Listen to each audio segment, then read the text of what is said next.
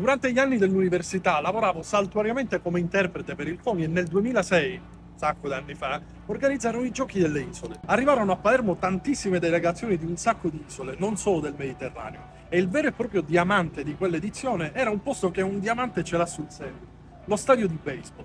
Diamante Fondopatti, questo è il vero nome dello stadio di baseball, era una novità assoluta per la città di Palermo e un impianto moderno.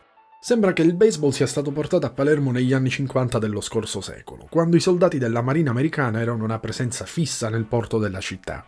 Fu inaugurato nel 1997 addirittura da Liza Minnelli e negli anni a seguire ospitò sia le Universiadi che i mondiali di baseball. La tribuna del Diamante poteva ospitare oltre 2000 persone e Fondopatti aveva anche battuto due record.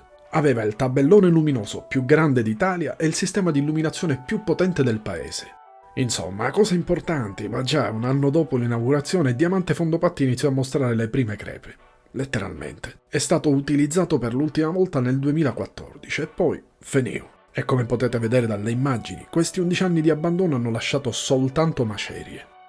I lavori dovevano essere consegnati a settembre 2024, siamo a dicembre 2024 e ancora è tutto un cantiere. Ed è un peccato, io spero che questo posto possa essere riqualificato o riconvertito perché una città come Palermo ha bisogno di posti del genere. Era veramente bello quando era in funzione.